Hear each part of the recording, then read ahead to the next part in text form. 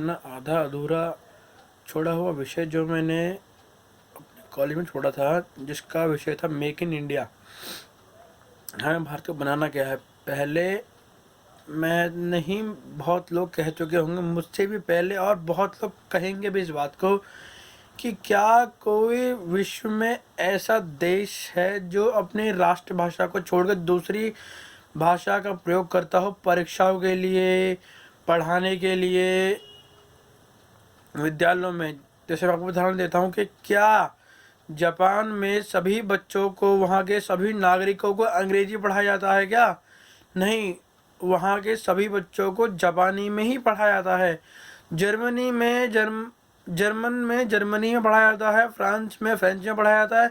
मगर एक भारत विचित्र देश है जहाँ पर उसकी राष्ट्रभाषा को छोड़कर उसके बच्चों को अंग्रेजी में पढ़ाया था कि जो अंग्रेजी बोलेगा वही अच्छा बच्चा है, नहीं तो वो बेकार है, व्यर्थ है। अच्छा, तो आप ये बताइए कि जर्मनी ने एक प्रस्ताव निकाला है कि वहाँ पर संस्कृत का प्रयोग बहुत ज़्यादा होता है, भारत के मुकाबले भी ज़्यादा। तो वो देश पागल है, हम मूर्ख है लग रहा है हमें तो, क्योंकि हम अपनी देववाणी, जिस भाषा का मैं कह रहा हूँ, जिस भाषा ने सभी भाषाओं को जन्म दिया, संस्कृत से ही हिंदी उत्पन्न हुई, संस्कृत से ही बहुत सारी भाषा उत्पन्न हुई, मगर हम उस भाषा को कोई महत्व नहीं देते। बताइए, देखिए, चलिए संस्कृत छोड़िए, आप हिंदी को लगा दीजिए हर जगह। कुछ बच्चे ऐसे हैं जिनसे जो गणित में पास हो जाते हैं, रसायन विद्या में पास हो गए, भौतिक विज्ञान में पास हो गए, जीव विज्ञान में पास हो गए, मगर वो अंग्रेजी फेल हो गए। अरे जब तुम सब इतने अच्छे तरीके से पास हो गए इन चीज़ों में, तो अंग्रेजी में क्यों फेल हो रहे हो? बोर्ड के छात्र था, मैंने उससे पूछा था कि उसने बताया कि भैया देखिए, अंग्रेजी हमें समझ आती नहीं। मैंने कहा फिर भौतिक विज्ञान, रसायन विज्ञान, जीव विज्ञान में कैसे पास हो गए? कि भैया उसकी किताबें हिंदी में थी। मैंने कहा अच्छा। मैंने कहा फिर? कह रहे भैया वो हिंदी में थी इसलिए मैं सरलता समझ में आ गई। मैंने कहा तो आप लोगों ने कुछ कहा नहीं किसी से कभी भी? कह रहे भैया देखिए, हम क्या कहें, और बहुत लोगों ने भी कहा है। मैंने कहा मैं सहमत हूँ आपसे कि बहुत लोगों ने इस प्रश्न को उठाया है कि सभी विद्यालयों को ये नोटिस मिलना चाहिए, ये एक, कि सभी पुस्तकों को हिंदी में परिवर्तित कर देना चाहिए और अंग्रेजी को पूरी तरह से खत्म कर देना चाहिए भारत में से। मगर क्या करें, ये दुर्भाग्य है भारत का। आप कहते हैं मेक इन इंडिया, क्या चाणक्य ने अंग्रेजी बोली थी मेक इन इंडिया?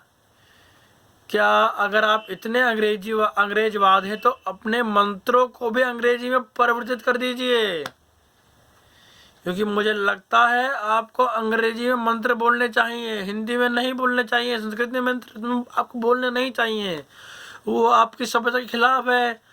अगर आप संस्कृत या हिंदी बोलेंगे फिर तो आप अनपढ़ हैं। एक काम और करिएगा, 14 सितंबर को जो आप हिंदी दिवस बनाते हैं ना, उसको अंग्रेजी दिवस बनाइए, क्योंकि आप अंग्रेज हैं। जो अंग्रेजी नहीं बोलेगा वो तो मूर्ख बच्चा है। और ये होता भी है, अगर आपने कहीं मंच पर कहीं किसी अच्छी जगह जाकर अंग्रेजी नहीं बोली, जैसे मैंने अंग्रेजी नहीं बोली थी अपने स्कूल में एक कार्यक्रम में, तो वहाँ मेरी अंग्रेजी को महत्वता नहीं दी गई, लेकिन एक टूटी फूटी अंग्रेजी को महत्व दे दी गई, क्योंकि अंग्रेजी वह माध्यम है जिससे आप किसी का दिल जीत सकते। हिंदी से तो कुछ नहीं सकते आप। एक काम और कर दीजिएगा फिर तो, जो ये हिंदी के खबरों के चैनल आते हैं दूरभाष पे, इसको बोलिए कि भैया हिंदी में खबरें ना सुनाएं, केवल और केवल अंग्रेजी में ही खबरें सुनाएं, क्योंकि आपको भारत को विकसित देश बनाना है ना। अभी तक तो बना नहीं, नाम लग रहा बन पाएगा। जब तक आप जड़ को समझेंगे नहीं, अब पेड़ उड़ाते रहेंगे।